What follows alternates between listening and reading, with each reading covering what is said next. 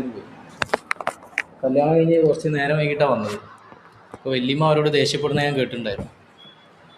ഞാൻ ആദ്യം ഞങ്ങളോട് പോകണ്ടെന്ന് പറഞ്ഞതാണ്. ഒരു പോയതാണെങ്കിലോ ഒത്താമാരെ കല്യാണത്തിനാണ് എന്ന് വല്യമ്മാൻ്റെ ഒരു കമൻറ്റ് എനിക്ക് ഓർമ്മയുണ്ട്. അത് ഞാനിത് വായിച്ചപ്പോഴാണ് ഞാനത് ഓർത്തെടുത്തത്. പിന്നെ രണ്ടാമതായിട്ട് ഒരിക്കൽ എൻ്റെ ഒരു ബന്ധുവിൻ്റെ മകൻ, എൻ്റെ ഒരു കസിനാന്ന് കൂട്ടിക്കോളി, അപ്പോൾ ഓന് പഠനത്തിലൊക്കെ മോശമാണ്. പിന്നെ ഓൻ എന്താ ചെയ്യുക, പിന്നെ ഓനെ ഗൾഫിലേക്ക് അയച്ചാൽ ഇപ്പോൾ ഓനെ അവിടെ പോയിട്ട് എന്ത് ജോലിയാണ് ചെയ്യുക. അപ്പോൾ ഞാനന്ന് അറബി കോളേജിൽ പഠിക്കുകയാണ്. എൻ്റെ കാര്യം കുടുംബക്കാരുടെ വിഷയത്തിൽ സേഫാണ്. അവൻ പഠിക്കാൻ പോയല്ലോ, കുഴപ്പമില്ല, ഓനെ ഓക്കെ ആവും. അപ്പോൾ ഞാനന്ന് ഈ ബാർബർ ഷോപ്പ് ഒക്കെ ഞങ്ങളുടെ നാട്ടിൽ വളരെ സജീവമായി വരുന്ന ഒരു സമയമാണ്. ബാർബർമാരൊക്കെ നല്ല ഈ DJ സെറ്റിങ്സൊക്കെ വെച്ച് ഷോപ്പൊക്കെ ഇട്ട്, സൈലു സാർ അതിനെക്കുറിച്ച് പറയുന്നുണ്ട് വിശദമായി. യൂണിയനൈസേഷൻ്റെ ഭാഗമായിട്ട് സീക്കിംഗ് അന്തസ്സുള്ള ആർട്ടിക്കിൾ അത് പറയുന്നത് നിങ്ങൾ വായിച്ചിട്ടുണ്ടാവും. അപ്പോൾ ബാർബർ ഷോപ്പിൽ പോയാലാണ് നല്ല പാട്ടും നല്ല ലൈറ്റും ഒരുപാട് പത്രങ്ങളും ഒക്കെ കിട്ടുക. അപ്പോൾ ആ ഒരു സമയത്ത് ഇങ്ങനെ ഇരിക്കുകയാണ്. അപ്പോൾ നല്ല പൈസ ഉണ്ടാക്കുന്നുണ്ട് ബാർബർമാർ, ഗൾഫിലൊക്കെ നല്ല പൈസ ഉണ്ടാക്കുന്നുണ്ട് എന്നുള്ള ചർച്ചയൊക്കെ എൻ്റെ ഇടയിലാണ്. അപ്പോൾ ഞാൻ എൻ്റെ ഈ ബന്ധുവിനോട് പറഞ്ഞു, അങ്ങനെയാണ് ഇന്ന് ഓനെ മുടിയിട്ടല്ലോ അടുപ്പിച്ചാൽ നിങ്ങൾ, അങ്ങനെ നല്ല പൈസയാണല്ലോ കാലം. ഞാൻ ചെറിയ കുട്ടിയാണ്, മീൻസ് ഒരു 2006 അപ്പോൾ എൻ്റെ അടുത്ത ബന്ധു, എൻ്റെ പെറ്റേണൽ ഇമ്മീഡിയറ്റ് ഫാമിലി മെമ്പർ, അപ്പോൾ അവർ എൻ്റെ കുട്ടീനെ വെച്ചാൽ അങ്ങനെ നിസ്സാരനാക്കരുത് കിട്ടുമെന്ന് പറഞ്ഞു. അപ്പോൾ എനിക്കത് കത്തിയിട്ടില്ല അന്ന് എന്താണ് ഉദ്ദേശിച്ചത് എന്നുള്ളത്. അപ്പോൾ അങ്ങനത്തെ കുറേ സാധനങ്ങൾ കത്താനുള്ളൊരു കാരണമായിട്ട് ഈ പുസ്തകം ഭവിച്ചിട്ടുണ്ട് എന്ന് ഞാൻ മുൻകൂട്ടി ഇവിടെ ഓർമ്മിക്കുകയാണ്. അതേസമയം ഇതിൻ്റെ തിയററ്റിക്കൽ ഫ്രെയിംവർക്ക്, അതുപോലെ ഇത് മാപ്പിളമാരുടെ സെൻസോറിയുമായി ബന്ധപ്പെട്ട് ഇത് എത്തിച്ചേർന്ന ഒരു കൺക്ലൂഷൻ, പിന്നെ ഇസ്ലാം ഒരു ഐഡിയൽ ആൻഡ് നോർമാറ്റീവ് ഇസ്ലാം, അതേസമയം പ്രാക്ടിക്കൽ ആൻഡ് എവറിഡേ ഇസ്ലാം, ഇത് രണ്ടിൻ്റെയും തമ്മിൽ എങ്ങനെ മാച്ച് ചെയ്യാം എന്നുള്ളൊരു കൺഫ്യൂഷനെ ഉയർത്തി കാണിക്കുകയും അങ്ങനെയാണ് ഞാനിത് അതിനെ മാച്ച് ചെയ്യാൻ പോവുകയാണ് എന്ന് പറഞ്ഞിട്ട് സേതു സാർ അതിനെ മാച്ച് ചെയ്യുകയും കാസ്റ്റ് എന്ന വാക്കിനെ റീകൺസെപ്ച്വലൈസ് ചെയ്യുകയും ചെയ്തു. അപ്പോൾ 5 സ്ഥലങ്ങളിലായിട്ട് പുസ്തകത്തിലുടനീളം ഒരു 5ഓളം സ്ഥലങ്ങളിൽ പിന്നെ കാസ്റ്റിനെ ഞാൻ റീകൺസെപ്ച്വലൈസ് ചെയ്യുന്നു അതിൽ പറയുന്നുണ്ട്. പിന്നെ ലാസ്റ്റ് പിന്നെ I created A definition that എന്നുകൊണ്ട് വീണ്ടും കാസ്റ്റിനെ കുറിച്ച് പറയുന്നു. അപ്പോൾ ഏതായാലും പിന്നെ ഈ ആ ഒരു സമയത്താണ് നമ്മൾ പുസ്തകത്തിലേക്ക് കടക്കുന്നത്. അപ്പോൾ 4ാമത്തെ ചാപ്റ്റർ ആണ് ഞാൻ കാര്യമായിട്ട് ഇങ്ങനെ വായിച്ചപ്പോൾ. അപ്പോൾ നമ്മൾ സാധാരണ ഇസ്ലാമിൽ കാസ്റ്റില്ല എന്നൊക്കെ പറയുന്ന ആൾക്കാരാണ്. അപ്പോൾ അങ്ങനെ 4ാം ചാപ്റ്ററിൽ ഇപ്പോൾ കുറച്ച് ഉദാഹരണങ്ങൾ, ഇപ്പോൾ റിലീജിയസ് സ്പേസിലും സെക്കുലർ സ്പേസിലും അങ്ങനെ കുറച്ച് കാറ്റഗറി ചെയ്തിട്ടുണ്ട്. അതിലൊക്കെ ഉള്ള വ്യത്യസ്തമായ സബോർഡിനേഷൻസ് ആൻഡ് ഹ്യൂമിലിയേഷൻസ്, ബാർബർമാർ നേരിട്ട സബോർഡിനേഷനും ഹ്യൂമിലിയേഷനും എന്താണെന്ന് ഇങ്ങനെ എണ്ണി വിശദീകരിക്കണം. ഇപ്പോൾ ഒരു തങ്ങൾ ദഫ്മുട്ട് പഠിപ്പിക്കാൻ വേണ്ടി വന്നു. അങ്ങനെ ആ തങ്ങൾക്ക് ഫുഡ്, അതായത് ചിലവ് ഒസാൻ ബാവാക്കാൻ്റെ വീട്ടിലായിരുന്നു. അപ്പോൾ അത് ഒസാൻ ബാവാക്കാൻ്റെ വീട്ടിൽ പോകാൻ തീരുമാനിച്ചപ്പോൾ പിന്നെ അവിടുത്തെ കൂടിയിരുന്ന ഒരാൾ പറഞ്ഞു അത് ഒസാമാരെ വീടാണ്, അവിടെ ഫുഡിന് പോകണ്ട എന്ന് പറഞ്ഞാൽ അത് ക്യാൻസൽ ചെയ്തു. അങ്ങനത്തെ ഒരു സംഭവം. അതുപോലെ പിന്നെ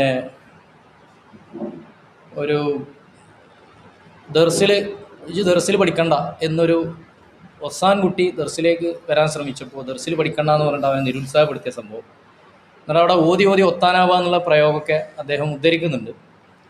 അപ്പോൾ ഞാൻ ആലോചിച്ച് നോക്കി, ഓതി ഒത്താനാവുക എന്ന് കേൾക്കുമ്പോൾ ശരിയാണ്, പക്ഷെ അത് ബാർബർമാരോട് മാത്രമുള്ള ഒരു അഡ്രസ്സ് ആയിരുന്നില്ല. അപ്പോൾ ഞങ്ങളൊക്കെ പഠിക്കുന്ന സമയത്ത് ഈ കിതാബ് അർത്ഥം വെച്ചാൽ, അപ്പോൾ അർത്ഥം വെക്കാൻ കിട്ടിയില്ലേ പറയും, ഇജ് കൈക്കോട്ടെടുത്ത് ഇറങ്ങിക്കോ എന്നൊക്കെ പറയും, അല്ലെങ്കിൽ ഇജ് മീൻ പണിക്ക് ഇറങ്ങിക്കോ. അപ്പം അതുകൂടെ നമുക്ക് റിലേറ്റ് ചെയ്യാൻ പറ്റി.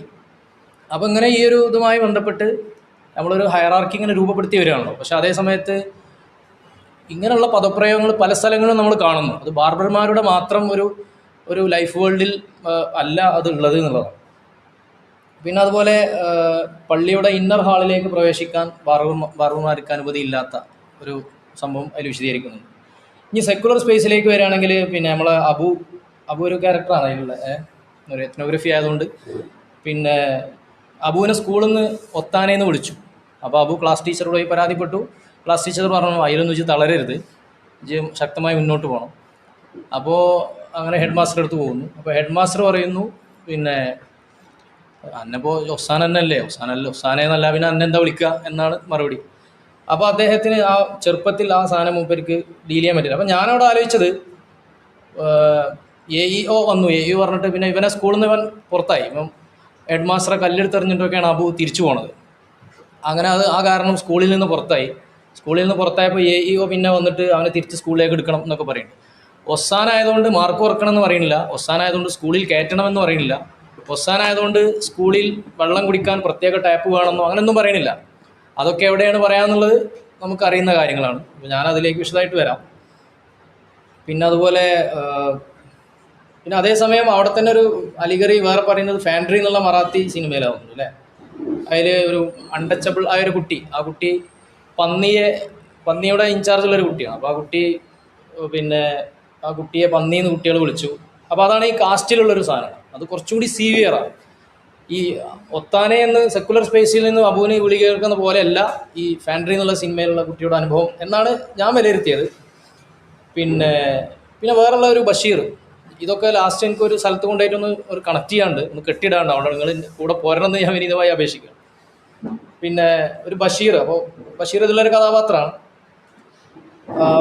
ബഷീർ അലിഗഡ് യൂണിവേഴ്സിറ്റിയിൽ ചേർന്നു. നല്ല സ്റ്റാൻഡേർഡായിട്ട് അദ്ദേഹം സ്കോളർഷിപ്പൊക്കെ വാങ്ങി. അങ്ങനെ US സ്കോളർഷിപ്പിന് വേണ്ടി അദ്ദേഹത്തെ റെക്കമെൻഡ് ചെയ്യാനുള്ള ഇൻചാർജുള്ള പ്രൊഫസറെ അടുത്ത് ചെന്നപ്പോൾ പ്രൊഫസർ എൻ്റെ ഉപ്പാൻ്റെ പേരെന്താ, വാപ്പാൻ്റെ പ്രൊഫഷൻ്റെ സ്ഥാനത്ത് ബാർബർ എന്നാണ് ബഷീർ എഴുതിയിട്ടുള്ളത്.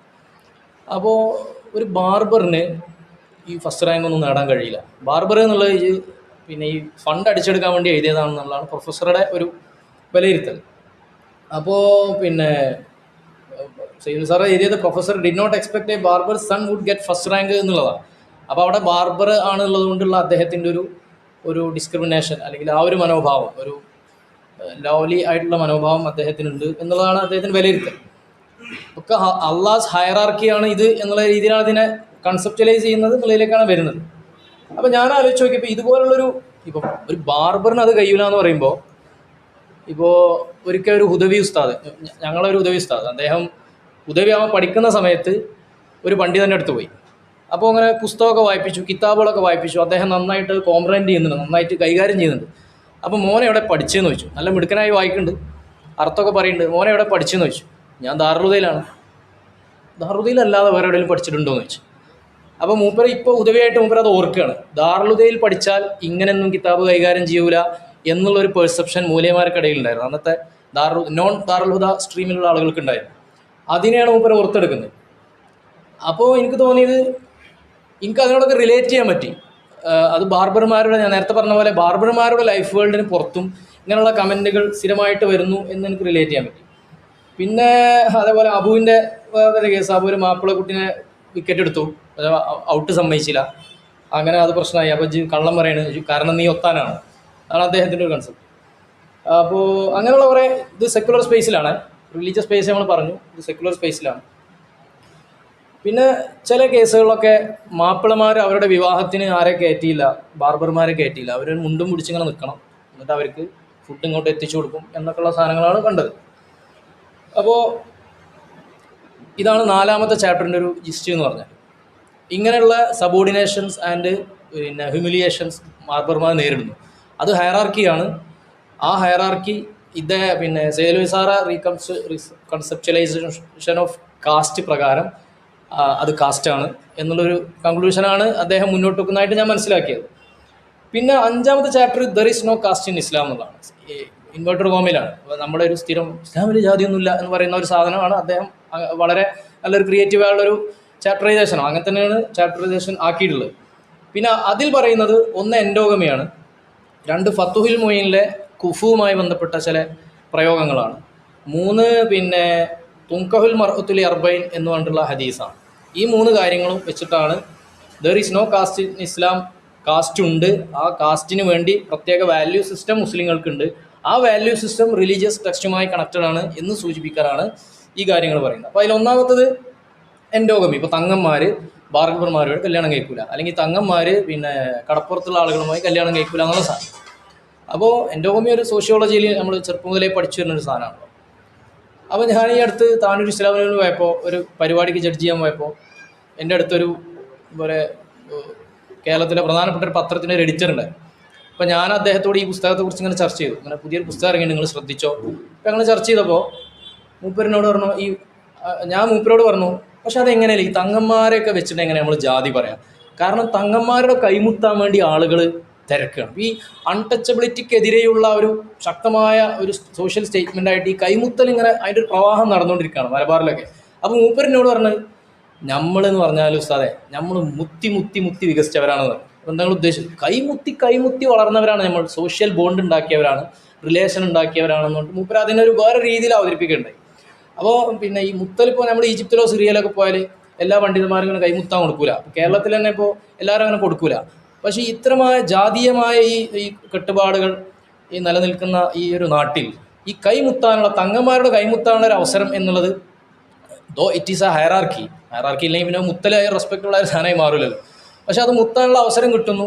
അതിൻ്റെ എല്ലാ കെട്ടുകളെയും പൊട്ടിക്കുന്ന, ജാതിയുടെ എല്ലാ കെട്ടുകളെയും പൊട്ടിക്കുന്ന ഒരു സിനാരിയോ ആയിട്ട് എനിക്ക് തോന്നി. അത് നിങ്ങൾക്ക് ചർച്ചയ്ക്ക് വിധേയമാക്കാവുന്നതാണ്. ആ ഒരു അൺടച്ചബിളിൽ നിന്ന് മാറ്റിയിട്ട് അബ്സൊല്യൂട്ട് ടച്ചിങ്ങിലേക്ക് പോകുന്ന ഒരു സാഹചര്യം. പിന്നെ പറയുന്നത് ഫത്തുഹുൽ മുഈനിലെ കുഫുവുമായി ബന്ധപ്പെട്ടാണ്. അപ്പോൾ കല്യാണം കഴിക്കുമ്പോൾ ന്യൂജൻ ഭാഷയിൽ പറഞ്ഞാൽ കല്യാണം കഴിക്കുമ്പോൾ എൻഡോഗമി സോഷ്യോളജിക്ക് അവിടെ നിൽക്കട്ടെ, വൈബ് ചെക്കാണ്ടൊരു പരിപാടി ഉണ്ട്, നിങ്ങൾക്കൊക്കെ അറിയാം. ആ വൈബ് കണക്റ്റ് ആവണം, എന്നാലേ കല്യാണം കഴിക്കുള്ളൂ എന്നുള്ളതാണ് അതിൻ്റെ മിനിമം സാധനം. അപ്പോൾ ഈ വൈബ് കണക്റ്റ് ആവലെ എങ്ങനെയാണ്? പൈസക്കാരാണ്. ഈ പൈസക്കാരാണെങ്കിൽ തന്നെ ബുള്ളറ്റുമൊക്കെ പെണ്ണുങ്ങളിരുത്തി പോവോ, അല്ലെങ്കിൽ ഇനി വേറെ സോളോ റൈഡ് ഇഷ്ടമുള്ള ആളാണോ, അല്ലെങ്കിൽ ഇനി വേറെ എന്തെങ്കിലും ഇന്ന സാധനങ്ങൾ ഇഷ്ടമുള്ള ആളാണോ? ഈ വൈബൊക്കെ കണക്റ്റ് ആയി കഴിഞ്ഞാലാണ് കല്യാണം കഴിക്കുക. ഇതിന് കുറച്ചും കൂടി ഒരു സാങ്കേതികമായ, കുറച്ചും കൂടി സിസ്റ്റമാറ്റിക് ആയ ഒരു സംഭവമാണ് കഫാഅത്ത് എന്നുള്ളതാണ് നമ്മൾ കിതാബിൽ നിന്ന് നമുക്ക് മനസ്സിലായത്. അപ്പോൾ അതിൽ മഖ്ദൂം ഒരുപാട് ഉദാഹരണങ്ങൾ പറയുന്നുണ്ട്. അറബി അനറബിയെ കിട്ടുന്നതിനെക്കുറിച്ചും കുറേശ് അല്ലാത്തവരെ കിട്ടുന്നതിനെക്കുറിച്ചും അങ്ങനെ പല രീതിയിലുള്ള സാധനങ്ങൾ അതിൽ പറയുന്നുണ്ട്. അത് എൻഡോഗമി എക്സോഗമി എന്നുള്ള ബൈനറിയുടെ അടിസ്ഥാനത്തിലല്ലാതെ കുറച്ചും കൂടി അതിൻ്റെ പുറത്തേക്ക് ഔട്ട് ഓഫ് ദി ബോക്സ് ചിന്തിച്ചിട്ട് നമുക്ക് പോകാമെന്നുണ്ടെങ്കിൽ കുറച്ചും കൂടെ ക്ലാരിറ്റി കിട്ടും തോന്നുന്നുണ്ട്. ഇപ്പോൾ ഞാൻ ക്ലാസ്സിലൊക്കെ പലപ്പോഴും ഉദാഹരണം പറയാറുണ്ട്. ഇപ്പോൾ ചില അനുഭവങ്ങളൊക്കെ നമുക്ക് ഉണ്ടാകും. പിന്നെ അവനിറങ്ങി അവൻ്റെ പ്രൊഫഷനും അവൻ്റെ പ്രൊഫൈലൊക്കെ കണ്ടിട്ട് നല്ല പൈസ ഉള്ള വാപ്പാരെ പെൺകുട്ടികൾ ഇതിൻ്റെ മോളെ കെട്ടിക്കോ എന്ന് പറഞ്ഞിട്ട് കെട്ടിച്ചു കൊടുക്കും. പിന്നെ ഈ ഫാമിലിക്ക് അനുസരിച്ച് കോമ്പാറ്റബിൾ ആവാൻ വേണ്ടി ഇവൻ കിടന്ന് കഷ്ടപ്പെടുന്ന ഒരു സാധനം നമ്മൾ കാണാറുണ്ട്. അപ്പോൾ എൻ്റെ ഫ്രണ്ട്സൊക്കെ ചില ആൾക്കാർ അങ്ങനെ വലിയ തറവാട്ടിന് അവനെ അങ്ങനെയുള്ള ഉദവിയാണ്, അവനെ അങ്ങനെ ഉണ്ട് ഇങ്ങനെ ഉണ്ട്, അവൻ്റെ പ്രൊഫൈലൊക്കെ ഞാൻ നോക്കി എന്ന് പറഞ്ഞിട്ട് കല്യാണം കഴിച്ചു കൊടുക്കും. പിന്നെ ഇവർക്ക് അത് ഡീൽ ചെയ്യാൻ പറ്റും സാമ്പത്തികമായിട്ട് മാത്രം, അല്ലാത്ത കാര്യങ്ങളൊക്കെ ഇവനൊക്കെ ആയിരിക്കും. പിന്നെ ചില ആളുകൾ നല്ല നല്ല പ്രൊഫൈലും സോഷ്യൽ സ്റ്റാറ്റസും തറവാടും ഫോർ ദാറ്റ് മാറ്റർ തറവാടും എല്ലാം ഉള്ള ആൾക്കാർ ഒരു ഓർഫനേജ് പോയിട്ടൊരു പെൺകുട്ടികളാണ്. എനിക്കൊരു ഓർഫന മതി, കേൾക്കുമ്പോൾ നല്ലൊരു വിപ്ലവമാണ് ആക്ച്വലി. പക്ഷേ അതേസമയം ഈ പെൺകുട്ടി ഈ വീട്ടിലേക്ക് കടന്നു വരികയും എന്നിട്ട് ഈ വീട്ടിൽ ഇവൻ്റെ ഏട്ടനും അനിയനൊക്കെ കല്യാണം കഴിച്ച ആളുകൾ വലിയ സോഷ്യൽ സ്റ്റാറ്റസ് ഉള്ള വീട്ടിലായിരിക്കും. എന്നിട്ട് ഈ പാവം പെൺകുട്ടിക്ക് ഇവരുടെ രീതികളുമായിട്ട് അങ്ങോട്ട് കോപ്പപ്പ് ചെയ്യാൻ പറ്റാത്തൊരു സാഹചര്യം ഉണ്ടാകുന്ന അങ്ങനെ സംഭവം. അപ്പോൾ ആളുകളുടെ കണ്ണിൽ താഴ്ന്നതും ഉയർന്നതും ഏതാണ് എന്ന് മനസ്സിലാക്കിയിട്ട് ഓൾറെഡി ചില തട്ടുകളും പിന്നെ ഹയറാർക്കിയും സോഷ്യൽ സ്റ്റാറ്റസിലുള്ള ചില ഡിഫറൻസുകളൊക്കെ ഉണ്ടായതുകൊണ്ട് അതുകൂടെ പരിഗണിച്ചാൽ ആണ് സമൂഹം എന്ന ഇൻസ്റ്റിറ്റ്യൂഷന് നടന്നു പോകാൻ എളുപ്പം എന്നാണ് ഫിഖ്ഹ് അതിനെക്കുറിച്ച് സൂചിപ്പിച്ചത്. അതിനാണ് കുഫ് വന്നിട്ടുള്ളത്. കുഫ് ശരിക്കും ഇസ്ലാം ആദ്യമായിട്ട് ഉണ്ടാക്കിയൊരു നിയമമല്ല. സമൂഹത്തിൽ ഓൾറെഡി ഉള്ള സാധനങ്ങളെ, ഉള്ള ഡിസ്പാരിറ്റികളെ, അതിന് എന്ത് വാക്കുകൾ ഉപയോഗിച്ചാലും ശരി, ഉള്ള പിന്നെ ഏറ്റക്കുറച്ചിലുകളെ പരിഗണിച്ച് മുന്നോട്ട് പോകണം എന്നൊരു സൂചന ആയിരുന്നു. പിന്നെ അതിനു വേണ്ടിയിട്ടാണ് ഫിഖ്ഹ് അതിനെക്കുറിച്ച് സംസാരിച്ചത്. പിന്നെ തീർച്ചയായിട്ടും ചില ആളുകൾ അത് ചൂഷണം ചെയ്തേക്കാം, അത് മറ്റു സാഹചര്യങ്ങളിലേക്ക് അത് എത്തിച്ചേക്കാം. പിന്നെ നാലാമത്തെ ഈ ഇസ്ലാമിൻ്റെ വാല്യൂ ഉപയോഗിച്ചുകൊണ്ട് തന്നെ ഹയറാർക്കി മുസ്ലിങ്ങൾക്കിടയിൽ നിലനിൽക്കുന്നു, കാസ്റ്റ് മുസ്ലിങ്ങൾക്കിടയിൽ നിലനിൽക്കുന്നു എന്ന് സ്ഥാപിക്കാൻ വേണ്ടി കൊണ്ടുവരുന്ന നാലാമത്തെ ഒരു കാര്യം തുൻകഹുൽ മർഅത്തു ലി അർബഈൻ ലി മാലിഹാ വലി ഹസബിഹാ വലി ജമാലിഹാ വലി ദീനിഹാ എന്നുള്ള ഹദീസാണ്. അപ്പോൾ പെണ്ണിൻ്റെ തറവാട്, പെണ്ണിൻ്റെ സൗന്ദര്യം, പെണ്ണിൻ്റെ സമ്പത്ത്, പെണ്ണിൻ്റെ ദിയാനത്ത്, ഇത് നാലിനും വേണ്ടി ആളുകൾ കല്യാണം കഴിക്കാറുണ്ട്. പക്ഷേ നിങ്ങൾ എന്ത് ചെയ്യണം? പിന്നെ ദീനാണ് നിങ്ങൾ പ്രയോറിറ്റൈസ് ചെയ്യേണ്ടത് എന്നാണ് ആ ഹദീസിൻ്റെ താല്പര്യം. അപ്പോൾ എനിക്ക് സീക്കിങ് അള്ളാഹ് ഹയറാർക്കി വായിച്ചപ്പോൾ എനിക്ക് തോന്നിയത് മാലിന് വേണ്ടിയും കഴിക്കണം, അല്ലെങ്കിൽ തറവാടിന് വേണ്ടിയും കഴിക്കാം, അങ്ങനെ ഒരു കൊണോട്ടേഷൻ അതിൽ നിന്നും സയ്യിദ് അലി സാർ മനസ്സിലാക്കിയതുപോലെ എനിക്ക് തോന്നി. ഇഫ് ഐ ആം റോങ് നിങ്ങൾക്ക് തിരുത്താം. അപ്പോൾ അതുകൊണ്ട് മാലിന് വേണ്ടിയിട്ടും കുറേ ആളുകൾ കഴിക്കുന്നു. അപ്പോൾ ഡിസ്പാരിറ്റി ഹയറാർക്കി ഒന്നുകൂടി റീപ്രൊഡ്യൂസ് ചെയ്യുന്നു. ഹസബിന് വേണ്ടി, തറവാടിന് വേണ്ടി കല്യാണം കഴിക്കുന്നു, അപ്പോഴും ഒന്നും കൂടി ഹയറാർക്കി റീപ്രൊഡ്യൂസ് ചെയ്യുന്നു, പെർപ്പച്വേറ്റ് ചെയ്യുന്നു, അവിടെ കൂടി കാസ്റ്റിനെ നിലനിർത്തുന്നു. ഈ ഒരു കൺക്ലൂഷനിലേക്ക് പോയതുപോലെ എനിക്ക് തോന്നി. പക്ഷേ ആക്ച്വലി റിയലി എന്താണോ സമൂഹത്തിലുള്ളത് അത് സൂചിപ്പിച്ചതായിരുന്നു എന്നാണ് എനിക്ക് പിന്നെ ആ ആ ഹദീസിനെ കുറിച്ച്, ആ ഹദീസിൻ്റെ താല്പര്യം അതാണ് എന്നാണ് എനിക്ക് ഇവിടെ പറയുന്നത്. പിന്നെ ഈ നമ്മൾ തുടക്കത്തിൽ ഈ സീക്കിംഗ് അള്ളാഹ്സ് ഹൈറാർക്കിൻ്റെ സ്റ്റാർട്ടിങ് സ്റ്റോറി തന്നെ പിന്നെ ഒരു പള്ളിയിൽ ഇമാമിനോട് വന്നിട്ട് ഒരാൾ ചോദിക്കുകയാണ്, ബാർബർമാർക്ക് ഇമാം വെക്കാൻ പറ്റുമോ? അപ്പോൾ ഇമാമിൻ്റെ രസകരമായ മറുപടി ഉണ്ട്, വ്യഭിചാരത്തിലുണ്ടായ കുട്ടിക്ക് ഇമാം വെക്കാൻ പറ്റാത്തതുപോലെ ബാർബറിനും ഇമാം വെക്കാൻ പറ്റൂല എന്നുള്ളതാണ് ആ സ്റ്റോറി. അപ്പോൾ ആക്ച്വലി ആ പറഞ്ഞ ആ മൂല്യർ ആരാണെങ്കിലും ശരി, അത് രണ്ടും റോങ് ആണെന്നുള്ളതാണ്. അദ്ദേഹം എന്തിനോടാണോ പിന്നെ സാദൃശ്യപ്പെടുത്തിയത് അത് രണ്ടും റോങ് ആണ്. അപ്പോൾ അതിൽ പിന്നെ ഈ വലതുസിന, അതായത് വ്യഭിചാരത്തിലുണ്ടായ കുട്ടി, അയാൾ ഒരു തെറ്റും ചെയ്യാത്ത ആളാണ്. അതുകൊണ്ട് തന്നെ അയാളെ ഇതിൽ ഇമാമത്തിൽ പരിഗണിക്കേണ്ടതില്ല. ഇമാമത്തിൽ പരിഗണിക്കേണ്ട എന്നുള്ള വാദം ശരിയല്ല എന്നുള്ളത് ഒട്ടുമിക്ക ഫിഖ്ഹി ഗ്രന്ഥങ്ങളിലും അത് പിന്നെ മെജോറിറ്റി അഭിപ്രായം തന്നെ അതിൽ നമുക്ക് കാണാം. അതേസമയം ഹനഫി ഇമാമൊക്കെ പറയുന്ന ഒരു കാര്യമുണ്ട്, ഈ വലതുസിന് ഇമാമ് നിന്നാൽ, അതായത് വ്യഭിചാരത്തിലുണ്ടായ കുട്ടി ഇമാമ് നിന്നാൽ ആളുകൾ ആ കുട്ടിയെ നോക്കി ഇങ്ങനെ കുറ്റം പറയും, ആ കുട്ടിയെ ശ്രദ്ധാകേന്ദ്രമായി മാറും. ഇപ്പോൾ നമ്മൾ മറ്റേ ജാരസന്ധതിയാണല്ലോ, അത് പറഞ്ഞ് ആളുകൾക്ക് ഇതിൻ്റെ കുറ്റം ആഖിറത്തിൽ പേറേണ്ടി വരും. അതുകൊണ്ടോ മാറി നിൽക്കുകയാണ് നല്ലത് എന്നാണ് അതുകൊണ്ട് ഉദ്ദേശിച്ചതെന്ന് ഹനഫി ഇമാമ് സൂചിപ്പിച്ചേ കാണാം. അതുപോലെ പിന്നെ ബാർബർക്ക് ഇമാം വെക്കാൻ പറ്റുമോ എന്ന ചർച്ച വരുന്നത് പിന്നെ മുടി വെട്ടുന്ന ബാർബർ എന്ന സെൻസിലല്ല, മറിച്ച് ഹല്ലാക്ക് എന്ന് പറയല്ലേ, നമുക്ക് ഷേവ് ചെയ്യുന്ന ആൾ. അപ്പോൾ ഈ താടി സ്ഥിരമായി ഷേവ് ചെയ്ത് കൊടുക്കും. അപ്പോൾ ചില മതബിൽ താടി ഷേവ് ചെയ്യുന്നത് എന്താണ്, ഹറാമും തഹരീമിൻ്റെ കറാഹത്തും സ്ട്രോങ് ആയൊരു വിഷയമാണ്. അപ്പോൾ പിന്നെ മുബ്തദിനും ഫാസിഖിനും ഇമാം വെക്കാൻ പറ്റില്ല എന്ന് ഫിഖ്ഹിൽ ഒരു നിയമം. അപ്പോൾ ഈ ഫിസ്ഖ് എന്ന് പറഞ്ഞാൽ എന്താണ്, ഒന്നുകിൽ കബായിർ ചെയ്യുന്ന ആളുകൾ, വൻ ദോഷങ്ങൾ ചെയ്യുന്ന ആളുകൾ, അല്ലെങ്കിൽ മുദാവിമുസ് സഗീറ, ചെറിയ തെറ്റുകൾ പതിവാക്കുന്ന ആളുകൾ. അപ്പോൾ ഈ ബാർബർമാർ സ്ഥിരമായി താടി പഠിച്ചു കൊടുക്കുമ്പോൾ അത് ചെറിയ തെറ്റുകൾ പതിവാക്കലാണ്. അപ്പോൾ അതെന്താണ്, ഫിസ്ഖാണ്. അങ്ങനെ ആകുമ്പോൾ ഫിസ്ഖുള്ള ആൾ ഇമാം വെക്കരുത്. ഇതാണ് അതുകൊണ്ട് ഉദ്ദേശം. അല്ലാതെ ബാർബർമാരോടുള്ള അവരുടെ ബോഡി, അവരുടെ ശരീരത്തെ മുൻനിർത്തിയിട്ടുള്ള ഒരു അൺടച്ചബിലിറ്റിയുമായി ബന്ധപ്പെട്ടൊരു വിഷയം അതിൽ ഉദിക്കുന്നില്ല എന്ന് നമുക്ക് മനസ്സിലാക്കാം. ഞാൻ മനസ്സിലാക്കി, നിങ്ങൾക്ക് കണ്ടൻഷൻസ് ഉണ്ടെങ്കിൽ ലാസ്റ്റ് പറയാം. അപ്പോൾ അതാണ് അതിൻ്റെ ഒരു ക്ലാരിഫിക്കേഷനായിട്ട് ഞാൻ മനസ്സിലാക്കുന്നത്. പിന്നെ ഞാൻ നേരത്തെ പറഞ്ഞല്ലോ, ഈ കാസ്റ്റിനെ സെയ്ദ് അലി സാറ് പിന്നെ റീകൺസ്ട്രക്ഷലൈസ് ചെയ്തെന്ന് പറഞ്ഞു. As A regime of hierarchical inequality based on birth എന്നാണ് പറയുന്നത് കാസ്റ്റിന് അദ്ദേഹം കൊടുത്ത നിർവചനം. അപ്പോൾ അത് ഞാൻ തന്നെ ആ നിർവചനം കൊടുക്കുന്നു എന്ന് അദ്ദേഹം സൂചിപ്പിക്കുന്നുണ്ട്. അദ്ദേഹത്തിൻ്റെ ആ കൺസെപ്ച്വലൈസേഷൻ പൂർണ്ണമാകുന്നത് അങ്ങനെയാണ്. Which is operative on the Indian sub continent expressed in various modes of social spheres. ഞാനവിടെ നോക്കിയത് കാസ്റ്റുമായി ബന്ധപ്പെട്ടിപ്പോൾ അംബേദ്കറിനെയൊക്കെ മുൻനിർത്തി പറയുമ്പോൾ ഗ്രേഡഡ് ഇനീക്വാലിറ്റി എന്നുള്ളൊരു പ്രയോഗം നടത്താറുണ്ട്. അംബേദ്കർ അതിനെ കൺസെപ്ച്വലൈസ് ചെയ്ത് അങ്ങനെയെന്ന് പറയാറുണ്ട്. ഗ്രേഡഡ് ഇനീക്വാലിറ്റി എന്നുള്ള പ്രയോഗം ഈ സീക്കിംഗ് അള്ളാഹ്സ് ഹൈറാർക്കി എന്നുള്ള 300 പേജിൽ ഞാൻ എവിടെയും കണ്ടിട്ടില്ല. ഇനി ഏതായാലും വിട്ടുപോയിക്കണോ അറിയില്ല, ഞാൻ നോക്കിയെടുത്തോളം കണ്ടിട്ടില്ല. അതെന്തുകൊണ്ട് എന്നുള്ളൊരു ചോദ്യം ഞാനിവിടെ അവശേഷിപ്പിക്കുകയാണ്. പിന്നെ അദ്ദേഹം മറുപടി പറയുന്നുണ്ടാവും. അൺടച്ചബിലിറ്റി, ഇപ്പോൾ കാസ്റ്റിനെ കുറിച്ച് പറയുമ്പോൾ ഓൾ അബൌട്ട് അൺടച്ചബിലിറ്റി. ഇപ്പോൾ ശൂദ്രൻ വേദം കേട്ടാൽ പിന്നെ കാതിൽ ഈയം ഉരുക്കി ഒഴിക്കണം എന്നത് മുതൽ ഒരുമിച്ച് ഭക്ഷണം കഴിക്കാൻ പാടില്ല. അപ്പോൾ അതുമായി ബന്ധപ്പെട്ട് പന്തിഭോജനം പോലുള്ള വിപ്ലവകരമായ പരിപാടികൾ, അതുപോലെ പേര് കൃഷ്ണൻ എന്നോ രാമൻ ഒന്നും ഇടാൻ പറ്റൂല, ചക്കി, ചങ്ങൻ, കോരൻ എന്നൊക്കെ ഉള്ളത് ഇടാൻ പറ്റുള്ളൂ. പിന്നെ അതേപോലെ വെള്ളം കുടിക്കുക. അപ്പോൾ മമ്മൂട്ടി ചെയ്ത അംബേദ്കർ എന്നൊരു ഫിലിമുണ്ട്. അപ്പോൾ അതിൽ ആ രംഗങ്ങൾ കണ്ടിട്ടുണ്ടാവും. പിന്നെ മമ്മൂട്ടി അധ്യാപകനായി പോകുന്ന യൂണിവേഴ്സിറ്റിയിൽ, അപ്പോൾ അവിടെ മമ്മൂട്ടിനോട് കൂടുള്ള ആ കഥാപാത്രം അംബേദ്കർ. അപ്പോൾ അംബേദ്കർ അംബേദ്കറോട് കൂടുള്ള പ്രൊഫസർമാർ പറയണം, നിങ്ങൾ ഈ പൂജയിൽ നിന്ന് വെള്ളം കുടിക്കരുത്, ഞങ്ങൾക്ക് പ്രയാസമുണ്ട്. അപ്പോൾ അംബേദ്കർ പറയണം, എനിക്ക് പ്രയാസമല്ല, നിങ്ങൾക്ക് പ്രയാസം, നിങ്ങൾ വേറെ പൂജ എടുത്ത് കുടിച്ചോളി എന്ന് പറയുന്ന ആ സാധനം. അപ്പോൾ റിയൽ അൺടച്ചബിലിറ്റി. കീഴാളന്മാർക്ക് ഉപ്പിന് ഉപ്പ് എന്ന് പറയാനുള്ള അവകാശമല്ല, പകരം എന്ത് പറയണം, പുളിച്ചത് എന്ന് പറയണം. സമാനമായ ഒരുപാട് ഇപ്പോൾ ക്ഷേത്ര പ്രവേശനവുമായി ബന്ധപ്പെട്ടുള്ള കാര്യങ്ങൾ. അതുപോലെ നമ്മൾ ഗസയുടെ വിഷയം വന്നപ്പോൾ സ്വരാജ് ഒരു ഫേസ്ബുക്ക് പോസ്റ്റ് ഇട്ടിരുന്നു, നിങ്ങൾ ശ്രദ്ധിച്ചിട്ടുണ്ടാവും. ഫലസ്തീനികൾ എന്ത് ചെയ്താലും അവർ നിരപരാധികളാണ്. എന്നിട്ട് അദ്ദേഹം പിന്നെ ജയമോഹൻ്റെ 100 സിംഹാസനങ്ങൾ എന്ന നോവലിലെ ഒരു ഭാഗമാണ് അദ്ദേഹം കോട്ട് ചെയ്യുന്നത്. അപ്പോൾ ഒരു സിവിൽ സർവീസിന് വേണ്ടി ഒരാൾ പോകുന്നു, അപ്പോൾ ആ സംഭവം, അപ്പോൾ അതിൽ പറയുന്നത് നായാടി എന്ത് ചെയ്താലും നായാടി നിരപരാധിയാണ്. അത്രമേൽ പ്രയാസം അനുഭവിച്ചിട്ടുണ്ട്. അപ്പോൾ അവർ പൊന്തയിലൂടെയാണ് അവർ നടക്കുന്നത്. ബ്രാഹ്മണന്മാർ നടക്കുന്ന വഴികളിലൂടെ അവർക്ക് നടക്കാൻ കഴിയില്ല. അതുപോലെ കഴിവേറി പോലുള്ള ആ പേര് വന്നതുപോലുള്ള പശ്ചാത്തലം. ഇപ്പോൾ കുടിക്കൂറയിലൊക്കെ നമ്മൾ കാണാം ഒരാളുടെ രൂപം. അപ്പോൾ അത് ബൗദ്ധന്മാരെ, പഴയ കീഴാളരെ പിന്നെ കഴുമരത്തിലേറ്റീൻ്റെ സൂചകങ്ങളാണ് എന്ന് നമ്മൾ പറയാറുണ്ടല്ലോ.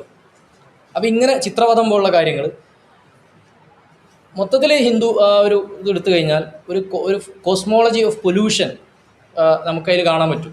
ടോട്ടൽ കോസ്മോളജിയിൽ തന്നെ കാസ്റ്റും ഈ ചൂഷണങ്ങളും ഒപ്രഷനും എല്ലാ കാര്യങ്ങളും സഫറിങ്ങുമായ എല്ലാ സാധനങ്ങളും അതിൽ വളരെ സീവിയറായിട്ട് നമുക്ക് ദൃശ്യമാവും. പക്ഷേ ഇതേ സീവിയറിറ്റി നമുക്ക് എവിടെ കാണുന്നില്ല? ഈ ബാർബർ സമൂഹത്തിലുണ്ട് എന്ന് പറയുന്ന ബാർബർമാരുടെ സെൻസോറിയത്തിൽ നമുക്ക് കാണാൻ കഴിയുന്നില്ല. ചിലതൊക്കെ ഉള്ളതായിട്ട് നമ്മൾ ഇങ്ങനെ അതിൽ നിന്നും ഇങ്ങനെ കോർത്തെടുത്തിട്ട് പറയാൻ ശ്രമിക്കുന്നു എന്നാണ് എനിക്ക് മനസ്സിലായത്. പിന്നെ പറയുന്നത് ഗൾഫ് അതുപോലെ ലീഗ് പോലുള്ള പാർട്ടികൾ ഒക്കെ ഈ ബാർബർമാരുടെ സിറ്റുവേഷനൊക്കെ മാറ്റിയിട്ടുണ്ട് എന്നുള്ള പരാമർശം അദ്ദേഹം നടത്തുന്നു. പക്ഷേ അതേസമയം കാസ്റ്റ് അങ്ങനെ ചേഞ്ച് ആയിട്ടില്ല എന്ന് തന്നെയാണ് നമ്മളിപ്പോഴും വിലയിരുത്തുന്നത്. അത് അതിൻ്റെ വളരെ സട്ടിലായ രൂപങ്ങളിൽ അതിപ്പോഴും. ഇപ്പോൾ സീക്കിംഗ് അന്തസ് വായിക്കുമ്പോൾ നമുക്ക് മനസ്സിലാവും വളരെ മനോഹരമായിട്ട് അദ്ദേഹം എങ്ങനെയാണ് അന്തസ് ബാർബർമാർ നേടിയതെന്ന്. കമ്മ്യൂണിസത്തിൻ്റെ ഒരു പശ്ചാത്തലവുമായി ബന്ധപ്പെട്ട് പിന്നെ യൂണിയനൈസേഷൻ വന്നു, അതുപോലെ പാട്രണൈസ് സിസ്റ്റം മാറിയിട്ട് ഏത് മുതലാളിമാരാണെങ്കിലും ഈ ഷോപ്പിൻ്റെ മുമ്പിൽ വരി നിൽക്കേണ്ട സാഹചര്യം വന്നു. ക്യൂ സിസ്റ്റം വന്നു. സ്വന്തം ബാർബർക്ക് സ്വന്തമായി സ്പേസ് ഉണ്ടായി, ബാർബർക്ക് സ്വന്തമായി ടൈം ഉണ്ടായി, ബാർബർ വെക്കേഷൻ പ്രഖ്യാപിച്ചു. അങ്ങനെ എല്ലാ കാര്യങ്ങളും വന്നു. അത് വലിയ വിപ്ലവമായി എന്ന് സൂചിപ്പിക്കുന്നുണ്ട്.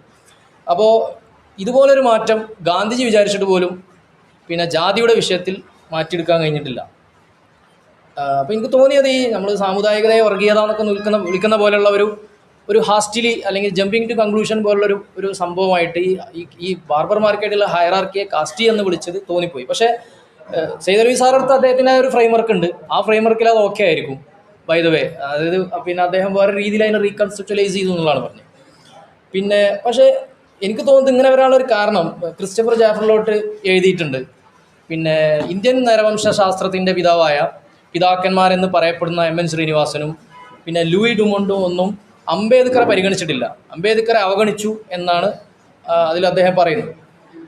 അപ്പോൾ ഞാൻ നോക്കുമ്പോൾ സെയ്ദ് അലവി സാർ ഡുമോണ്ടിനെ വല്ലാതെ ഡിപ്പെൻഡ് ചെയ്തിട്ടുണ്ട്. അതേസമയം ക്രിസ്റ്റഫർ ജാഫറിലോട്ടിൻ്റെ സാധനങ്ങൾ അങ്ങനെ കൂടുതലായിട്ട് എടുത്ത് ഞാൻ കണ്ടിട്ടുമില്ല. ഇനി അതാണോ എന്ന് എനിക്കറിയില്ല. അതേസമയം സെയ്ദ് അലവി സാറിൻ്റെ പിന്നെ വളരെ രസകരമായി എനിക്ക് തോന്നിയ നിരീക്ഷണങ്ങൾ പിന്നെ barbers use the idea of egalitarianism exposed in the Quran by Allah as an egalitarian hierarchy. അപ്പോൾ എന്ന് പറഞ്ഞാൽ ഈ ആളുകൾ പിന്നെ പൊതുവേ മാപ്പിളമാർ, ബാർബർമാരെ മേലുള്ള ആളുകൾ, മേലെ തട്ടിലുള്ള ആളുകൾ, അവർ ശരിയാണെന്ന് മനസ്സിലാക്കുന്ന കാര്യങ്ങളെ മോറൽ സൈഡ് വെച്ചിട്ട് ബാർബർമാർ അവരോട് വാദിക്കുന്നു. ഇസ്ലാമിൽ ഇങ്ങനെയൊന്നുമില്ല എന്ന് വാദിക്കാനുള്ള ഓപ്ഷൻ ബാർബർമാർക്കുണ്ട്. പക്ഷേ അത് ഹിന്ദു മതത്തിലോ കാസ്റ്റിനകത്തോ അതില്ല എന്ന് അദ്ദേഹം വിശദീകരിക്കുന്നതാണ്. അത് വളരെ ഇൻട്രസ്റ്റിംഗ് ആയി തോന്നി. ഇപ്പോൾ ഉദാഹരണത്തിൽ caste is a legitimate institution among Hindus. Upper caste are not challenged by the moral claims of the lower caste. Lower കാസ്റ്റിന് മോറലി വെല്ലുവിളിക്കാൻ അപ്പർ കാസ്റ്റിനെതിരെ മോറലി ഒരു മതത്തിനകത്ത് നിന്നുകൊണ്ടുള്ള ഒരു വെല്ലുവിളി ഉയർത്താൻ കഴിയുന്നില്ല. പക്ഷേ ബാർബർമാർക്ക് അത് കഴിയുന്നുണ്ട്. ഇപ്പോൾ അബൂനൊക്കെ പോലുള്ള ആളുകൾ ഉദാഹരണം വെച്ച് പറയുന്നുണ്ട്. പോക്കർ ഹാജി ഇന്നവൽ മുഅ്മിനൂന ഇഖ്വാനല്ലേ, പിന്നെ എന്തിനാ ഓലെ നമ്മൾ അകറ്റി നിർത്തണം എന്ന് പോക്കർ ഹാജി ചോദിക്കുന്നുണ്ട്. പക്ഷേ ഹിന്ദുവിലെ ലോവർ കാസ്റ്റിലുള്ള ഒരാൾക്ക് ഒരു അപ്പർ കാസ്റ്റ് ഹിന്ദുവിനോട് ഇതേപോലെ സംസാരിക്കാനുള്ള മോറൽ പൊസിഷൻ ലഭ്യമല്ല. ആ ഒരു വ്യത്യാസമുണ്ട് എന്ന് അദ്ദേഹം വളരെ നന്നായിട്ട് ആർട്ടിക്കുലേറ്റ് ചെയ്യുന്നുണ്ട്. പിന്നെ അപ്പോൾ അതിനവരെ നമ്മളെ ജെയിംസ് സ്കോട്ടിൻ്റെ പബ്ലിക് ട്രാൻസ്ക്രിപ്റ്റ് എന്നുള്ള ഒരു ഇത് പിടിച്ചിട്ടാണ് അദ്ദേഹം അത് പറയുന്നത്. പിന്നെ അപ്പോൾ ഓവറോൾ എനിക്ക് പറയുള്ളത് ഫൈൻഡ് എ ന്യൂ നോമൻക്ലേച്ചർ എന്നാണ് എനിക്ക് പിന്നെ പറയുള്ളത്. അത് മീൻസ് ഈ ഹയറാർക്കി നിങ്ങൾ വേറെ എന്തെങ്കിലും ഒരു പേര് വിളിച്ചിരുന്നെങ്കിൽ, കാരണം അദ്ദേഹത്തിൻ്റെ ഫ്രെയിംവർക്ക് പ്രകാരം ഇത് ഓക്കെ ആണെന്നുണ്ടെങ്കിലും ഈ കാസ്റ്റ് എന്ന് പറയുന്നതിൻ്റെ ആ ഒരു സിവിയറിറ്റി നമ്മൾ പറഞ്ഞു കൊടുത്തോളം അതൊരിക്കലും നമുക്കിതിൽ കാണാൻ കഴിയില്ല. മാത്രമല്ല ഒരുപാട് സമാനതകൾ ഞാൻ നേരത്തെ എൻ്റെ വ്യക്തിപരമായ ഉദാഹരണങ്ങൾ പറഞ്ഞു. മറ്റു പല ബാർബർമാരുടെ അനുഭവങ്ങൾക്ക് പുറത്തും സമാനമായ കുറേ കാര്യങ്ങളുണ്ട്. അപ്പോൾ അതിനൊക്കെ നമ്മൾ കാസ്റ്റിലേക്ക് വെച്ച് കഴിഞ്ഞാൽ കാസ്റ്റ് എന്നതുകൊണ്ട് ഉദ്ദേശിക്കുന്ന അംബേദ്കറൊക്കെ മുൻനിർത്തിയ ആ ഒരു സാധനത്തെ ഡൈല്യൂട്ട് ചെയ്യുന്നത് പോലെ ആയി പോകുമോ എന്ന് എനിക്ക് തോന്നിയിട്ടുണ്ട്. അതേസമയം ഇനി ഇതിന് തിയോളജിക്കലി ഞാൻ നിർത്തുകയാണ്, ഇതും കൂടെ ഉള്ളൂ. തിയോളജിക്കലി ഇതിനെ നമ്മൾ പറയുമ്പോൾ completely theological caste is there, അതുപോലെ റൈസിസം ഈസ് ദെയർ, വർഗീയത ഈസ് എല്ലാം അതുണ്ട്. അത് ഡീവിളുടെ എക്സിസ്റ്റൻസ് എന്നുള്ള ഭൂമിയിൽ അത് പടച്ചോ ഡിവൈൻ ഇൻറ്റൻഷനാണ്, അത് ഉണ്ടാവും. അതിനോട് നമ്മളെ എങ്ങനെ എൻഗേജ് ചെയ്യും എന്നുള്ളത് അതിൽ നോക്കേണ്ട ആവശ്യം. ഇപ്പോൾ ഇസ്ലാമിലെ ജാതി എന്ന് ചിലപ്പോൾ പറയും, ഇസ്ലാമിലെ അടിമത്തം. അപ്പോൾ പറഞ്ഞാൽ തോന്നുന്നു ഇസ്ലാം ഇനാഗുറേറ്റ് ചെയ്താണ് ഈ അടിമത്തം എന്ന് കേട്ട് അങ്ങനെ തോന്നുക. അപ്പോൾ അടിമത്തം ഈസ് ദെയർ, ഓൾറെഡി ദെയർ. അത് എല്ലാ സമൂഹങ്ങളിലും ഉണ്ടായിട്ടുണ്ട്. അത് ഏറ്റവും കൂടുതൽ ഉണ്ടായത് ട്രാൻസ് അറ്റ്ലാന്റിക് ഇതുമായി ബന്ധപ്പെട്ട മോഡേണിറ്റിയിലാണ് ഉണ്ടായിട്ടുള്ളത്. അതിന് മുമ്പും ഉണ്ടായിട്ടുണ്ട്. പക്ഷേ ഓരോ പാരമ്പര്യങ്ങളും അതിനോട് എങ്ങനെ ഇടപെടുന്നു എന്നുള്ളതാണ് നോക്കേണ്ടത്. അപ്പോൾ സോഷ്യൽ ഈവിൾ എന്ന അർത്ഥത്തിൽ പിന്നെ ഈ ബാർബർമാരുള്ള ഡിസ്ക്രിമിനേഷനും സംഭവങ്ങളും ഒക്കെ സമൂഹത്തിൽ ഉണ്ടാവുന്നതിൽ നമുക്ക് സംശയമില്ല. നമ്മൾ അതിൽ നിന്നും ഒരു പ്രത്യേക തിയോളജിയിലേക്ക് പോകാതിരിക്കായിരിക്കും നല്ലതെന്നാണ് ഞാൻ മനസ്സിലാക്കുന്നത്. എന്ന് പറഞ്ഞാൽ സേലു സാറ് ഭാഷയിൽ പറഞ്ഞാൽ പിന്നെ ഇപ്പോൾ അസദിനെ ഉദ്ധരിച്ചൊക്കെ പറയുന്നുണ്ട്. ഇപ്പോൾ ഓറിയൻ്റലിസ്റ്റുകൾ പറഞ്ഞു ടെക്സ്റ്റിനാണ് പ്രശ്നം, വേറെ കുറച്ച് ആൾക്കാർ പറഞ്ഞു പ്രാക്ടീസിനാണ് പ്രശ്നം. അപ്പോൾ ഇനി പ്രാക്ടീസിലുണ്ടല്ലോ, ഇനിയിപ്പോൾ ടെക്സ്റ്റ് എത്ര ഇഗാലിറ്റേറിയൻ ആണ് എന്ന് പറഞ്ഞാലും പ്രാക്ടീസിൽ സാധനം ഉണ്ടല്ലോ, അതുകൊണ്ട് ഇസ്ലാമിൽ കാസ്റ്റ് ഉണ്ട്. ഈ ഒരു സാധനമാണ് അദ്ദേഹത്തിൻ്റെ ഒരു കൺക്ലൂഷനായി വരുന്നത്. ഞാൻ പറയുന്നത് in practice the normative idea in Islam that religious spaces R egalitarian seems unfounded എന്നാണ് അദ്ദേഹം പറയുന്നത്. അപ്പോൾ ഞാൻ മനസ്സിലാക്കുന്നത് ഈ progressive March towards the absence of pain എന്നുള്ള വെസ്റ്റേൺ വളരെ ലീനിയറാണല്ലോ വെസ്റ്റേൺ ഐഡിയ ഓഫ് പ്രോഗ്രസ് എന്നുള്ളത് വളരെ ലീനിയറാണ്. അപ്പോൾ അത് പെയിൻ ഇല്ലാതാവുന്ന ഒരു കാലം വളരെ ഉട്ടോപ്യനായുള്ള ഒരു ഐഡിയ ആണത്. എല്ലാ പെയിനും ടെക്നോളജിയും ഒക്കെ ഉപയോഗിച്ച് എല്ലാ പെയിനും എല്ലാ ഈവിളും ഇല്ലാതാവുന്ന ഒരു കാലം എന്നുള്ളൊരു സാധനം. അപ്പോൾ അതൊരിക്കലും നമുക്ക് എൻവിഷൻ ചെയ്യാൻ കഴിയില്ല. കാരണം ഭൂമിയിൽ ഈവിൾ വിൽ ഡെഫിനറ്റ്ലി എക്സിസ്റ്റ്. അപ്പോൾ അത് പ്രാക്ടീസിലുണ്ട്, അതുകൊണ്ട് അത് നോർമാറ്റീവിൽ പെടുത്തണം, അല്ലെങ്കിൽ പിന്നെ അത് ഇസ്ലാമിൽ ഉണ്ട് എന്ന കൺക്ലൂഷനിലേക്ക് പോകുന്നതിന് പകരം കൾച്ചറിലും പ്രാക്ടീസിലും പലതും ഉണ്ടാവാം. കാരണം അത് സോഷ്യൽ ഈവിളാണ്. ഈ സോഷ്യൽ ഈവിളിനെ എങ്ങനെ മറികടക്കാം എന്നതിന് വേണ്ടി നോർമാറ്റീവ് ഐഡിയലിലേക്കുള്ളൊരു യാത്രയായിട്ടാണ് ഇസ്ലാമിനെ നമ്മൾ കൺസെപ്റ്റലൈസ് ചെയ്യേണ്ടതെന്നാണ് ഞാൻ മനസ്സിലാക്കുന്നത്. കാരണം നമ്മൾ ഇപ്പോൾ ഷാബ് അഹമ്മദ് ഇപ്പോൾ ലാസ്റ്റ് ചെയ്തതാണ് വാട്ട് ഈസ് ഇസ്ലാമിനെ എങ്ങനെ കൺസെപ്റ്റലൈസ് ചെയ്യുന്നു. അപ്പോൾ ഷാബ് അഹമ്മദിൻ്റെ കോൺടെക്സ്റ്റ് എന്നുള്ള പ്രയോഗം അവിടെ ഇമ്പോർട്ടൻ്റ് ആവുന്നുണ്ട്. അപ്പോൾ സേലു സാർ അത് ഡിപ്പെൻഡ് ചെയ്യുന്ന ആ സാധനം. കോൺടെക്സ്റ്റ് എന്ന് പറഞ്ഞാൽ ഓരോ ആളുകളും in terms of Islam meaningful ആയിട്ട് എന്ത് കണ്ടെത്തിയാലും അത് ഇസ്ലാമിക്കാണ്. ഇപ്പോൾ ഒരാൾ കള്ളുടിച്ചു, it's meaningful in terms of Islam എന്ന് വാദിച്ചാൽ അത് ഇസ്ലാമിക്കാണ്. ഇനി ഒരാൾ വേറെ എന്തെങ്കിലും ചെയ്തു, ഈ ഒരു സാധനമാണ് അതിൽ പറയുന്നത്. അപ്പോൾ നമ്മൾ ഈ ടെക്സ്റ്റും പ്രാക്ടീസും നമ്മളുള്ളൊരു കൊനുണ്ട്രം അതിങ്ങനെ ഉണ്ട് എന്ന് പറയുന്നതിന് പകരം അതിന് പകരം സോഷ്യൽ ഈവിൾ ഓൾറെഡി എല്ലായിടത്തും ഉണ്ടാവും. അതേസമയം സോഷ്യൽ ഈവിളിനെ മറികടന്നുകൊണ്ടുള്ള നോർമാറ്റീവ് ഐഡിയലുകളിലേക്കുള്ള യാത്രയാണ് ഇസ്ലാം എന്ന് വെച്ച് കഴിഞ്ഞാൽ നമുക്കിതിനെ കുറച്ചും കൂടി ക്ലിയറായിട്ട് ഒന്നുകൂടി കൺസെപ്റ്റലൈസ് ചെയ്യാൻ പറ്റും എന്ന് തോന്നുന്നു. അതുകൊണ്ട് എനിക്ക് ഇതിനോടുള്ള ഒരേ ഒരു പ്രശ്നം കാസ്റ്റ് എന്ന വാക്ക് അതിലങ്ങനെ തന്നെ ഉപയോഗിച്ചു എന്നുള്ളതാണ്. പിന്നെ കുറഞ്ഞ സമയം കൊണ്ട് കൂടുതൽ പറയണം എന്നുള്ളതുകൊണ്ട് കുറച്ച് ക്ലാരിറ്റി കുറവ് വന്നിട്ടുണ്ടാവാം. പിന്നെ അഫീഫും ഇൻഷാല്ലാ അവരൊക്കെ സംസാരിക്കാണ്ടല്ലോ. അപ്പോൾ അതുകൊണ്ട് എന്തെങ്കിലും കണ്ടീഷൻസ് ഉണ്ടെങ്കിൽ പേഴ്സണലായിട്ട് പറഞ്ഞാലും മതി. ഇവിടെ പറയാൻ നിർബന്ധമല്ല, നമുക്ക് സമയത്തിനനുസരിച്ച് ചെയ്യാം ഇൻഷാല്ലാ. എല്ലാവർക്കും നന്ദി. അസ്സലാമു അലൈക്കും.